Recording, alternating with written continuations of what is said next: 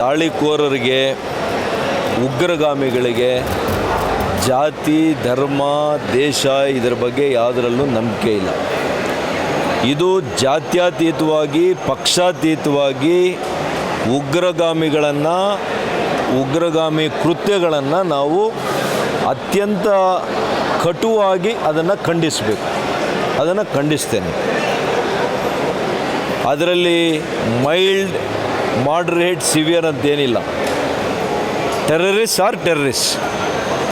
ಹಾಗಾಗಿ ಅವರು ಭಾರತೀಯ ಜನತಾ ಪಕ್ಷದ ಕಚೇರಿ ಮೇಲೆ ನಿಮಗೆ ಗೊತ್ತಿದೆ, ಅವರ ಟಾರ್ಗೆಟೇ ನಮ್ಮ ಪಕ್ಷಗಳ ಮೇಲೆ, ನಮ್ಮ ಸರ್ಕಾರದ ಮೇಲೆ, ನಮ್ಮ ಪಕ್ಷದ ಮುಖಂಡರುಗಳ ಮೇಲೆ ಹೆಚ್ಚಾಗಿ ಮಾಡ್ತಾರೆ.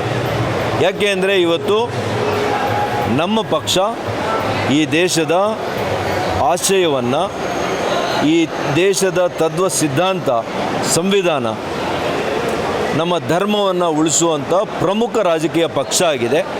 ಅದು ಅವ್ರಿಗೆ ಬೇಕಿಲ್ಲ. ಆ ಉಗ್ರಗಾಮಿಗಳಿಗೆ ಏನಾಗಿದೆ, ಇಂಥ ಪಕ್ಷ ಅವ್ರಿಗೆ ಬೇಕಿಲ್ಲ. ಅವರಿಗೆ ಸಹಕಾರ ನೀಡುವಂಥವರು, ಅವರಿಗೆ ಎಲ್ಲೋ ಒಂದು ಕಡೆ ಮೃದು ಧೋರಣೆಯನ್ನು ತೋರುವಂಥವರು ಅಧಿಕಾರದಲ್ಲಿ ಇರಬೇಕು ಅನ್ನುವಂಥದ್ದು ಅವರ ಚಿತಾವಣೆ. ಇದೆಲ್ಲ ಚಿತಾವಣೆಯ ಭಾಗ ಅಷ್ಟೇ.